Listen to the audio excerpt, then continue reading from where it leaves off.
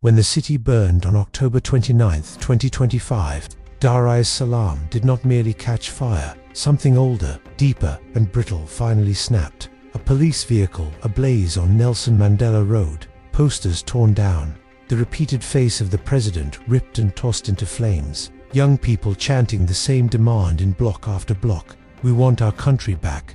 By evening, the government would impose curfew, the internet would be cut, planes grounded, and within days soldiers would march the streets where they had not been seen in decades. The question that now haunts Tanzania and a watching continent is simple and terrible. How does a woman once hailed as a cautious reformer preside over what many call the systematic strangling of political competition? It is tempting to reduce this moment to a single headline: protest, blackout, casualties. But the story is longer, and it is deliberate. In the space between the government's figures and those offered by opposition parties, between state television's calm scroll of provisional results and reports from witnesses on the ground, the crisis reveals itself. One narrative says single digits, another claims hundreds, one shows order, the other describes disappearance. Where facts diverge, trust collapses, and a nation becomes unmower ed. To understand how Tanzania arrived here, we must start with promise. When Samia Suluhu was sworn in on March 19, 2021, the world sighed with relief. She was the country's first female president. Steady, soft-spoken, and after the sudden death of John McCain, she pledged for words that captured a fragile hope: reconciliation, resilience, reform, rebuild. The early months looked like a break with the past. Vaccines arrived, media restrictions eased, political prisoners were released, rallies resumed after a years-long ban, international observers praised the cautious opening, and donor relations warmed. For a while, Mama Samia was a symbol of an easier transition.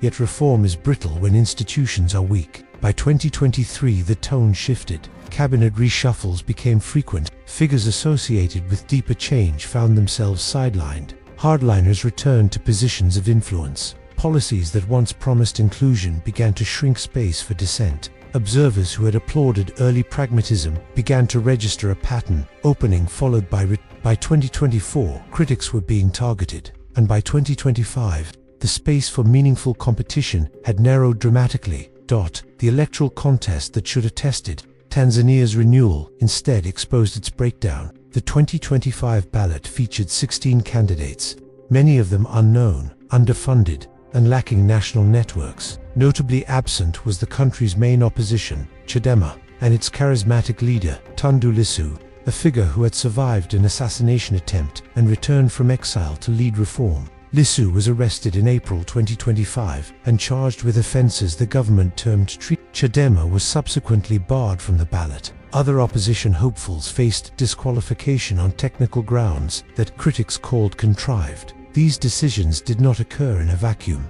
A sustained campaign of intimidation and enforced disappearances, documented by domestic lawyers and international human rights groups, stretched back years and intensified in the months before the vote. Activists, youth organizers, and party officials vanished. Families searched for answers that never came. In one harrowing case, an elderly party member was abducted from a bus and later found dead, the autopsy describing severe torture. Official investigations were promised. Accountability never followed. The United Nations Working Group on Involuntary Disappearances and local legal bodies logged dozens, if not hundreds, of cases. Many Tanzanians and many abroad now say that detention without charge, unmarked vehicles, and unsolved deaths created a climate in which opposition organizing was effectively smothered before the polls opened. When voting day arrived, reports of low turnout and targeted disruptions suggested the race was not free in any meaningful sense. By late afternoon, protests erupted in neighborhoods across Dar es Salaam and in cities nationwide. Youth, largely unrepresented at the ballot box, took to the streets. Burning tires blocked arteries of the city and fuel stations ignited. Security forces responded with tear gas and, according to witnesses and hospital staff, live ammunition in some locations, with mobile networks throttled and foreign journalists restricted from the mainland.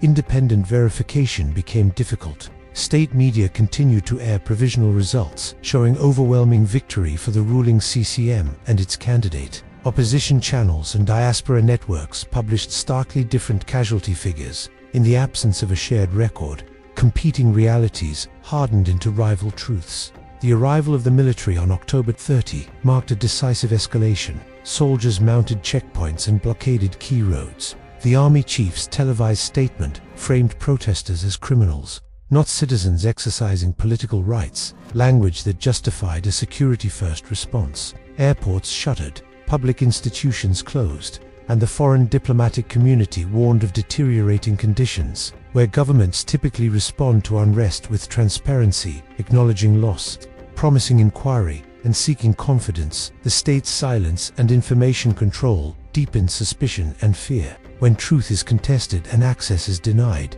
justice struggles to breathe.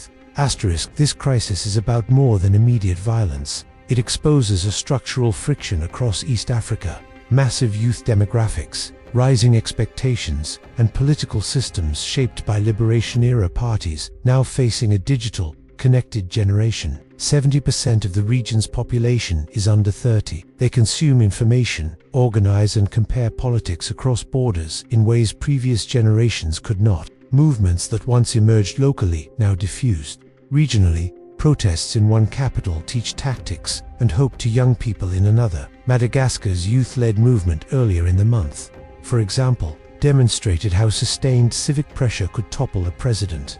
Proof that reverberated in Dar es Salaam's streets. The stakes extend beyond domestic politics. Tanzania occupies a strategic place in regional integration projects, the East African community's plans for deeper economic ties, and even a future monetary union assume political predictability. Disruption in Dar es Salaam threatens transport corridors and trade flows across several neighboring states. Economic instability would not remain contained. Fuel and food prices could surge across the region. Supply chains stall, and refugee movements place pressure on host communities. Geopolitically, foreign powers are watching closely. China has become a major partner in Tanzanian infrastructure, with billions in projects and deep commercial interests. India and Western capitals also have footholds and stakes in stability. A government in turmoil forces external actors to recalibrate relationships, to back incumbents who can protect investments, or to hedge bets with alternatives. Historically,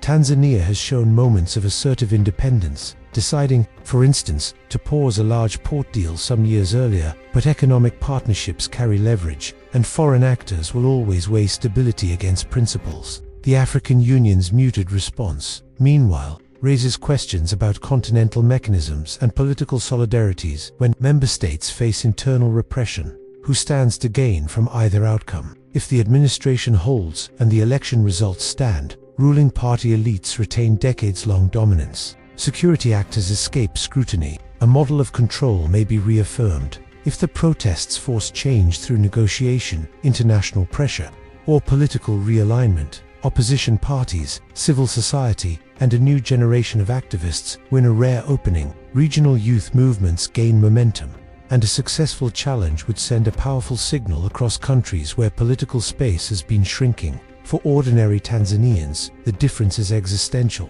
whether they live under a government accountable to voters or under an authority that rules by decree and secrecy. Within Tanzania, the fabric of civic life now strains. Land disputes in conservation areas, stalled development projects, and promises to limit foreign participation in certain economic sectors all intersect with political disputes, creating a combustible mix. Journalists face a stark choice between silence and risk. Many report self-censorship to avoid disappearances. Hospitals and clinics operate under fear. Staff have told reporters they cannot safely release accurate casualty figures. In the middle of state control and civic fear, truth becomes a scarce public good. There are also broader lessons. This moment illustrates how fragile democratic openings can be when institutions are hollowed out and security services are politicized. It shows how technology can both empower and expose citizens. An internet shutdown may silence platforms for a moment, but it cannot erase a memory or stop people from organizing through analog means. It reveals the generational divide between leaders steeped in decades of central party rule and younger citizens who measure legitimacy by performance, transparency, and responsiveness. So how did Samia Suluhu move, at least in the eyes of many Tanzanians, from reformer to the figure now accused of presiding over a crackdown? The narrative is partisan and contested, but the arc is clear: an initial period of limited opening, followed by the reappointment of hardliners, the legal and administrative disqualification of rivals, a spike in abductions and unresolved deaths, and finally, a managed election that left a large portion of society feeling excluded. Whether those choices were driven by political calculation, fear of instability, a desire to preserve party hegemony, or pressure from powerful internal networks is the question historians,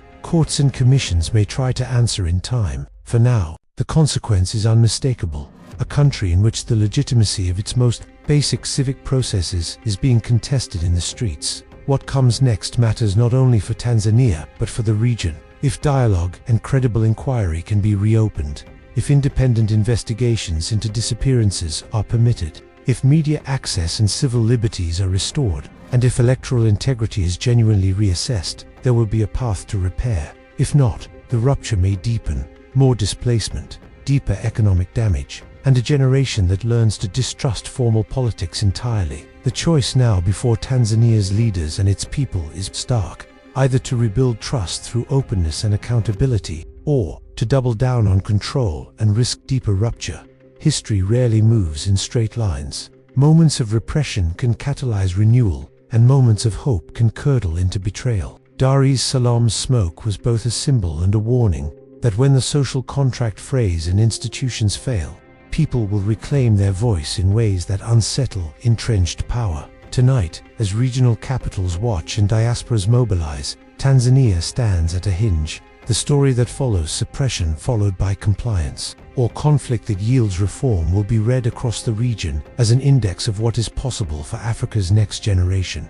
If you want to dig deeper into this crisis, the timeline of events, the documented disappearances, the domestic legal challenges, and the international responses, subscribe for the next briefing, because understanding the full story is the first step toward accountability. And accountability is the only foundation for a durable peace.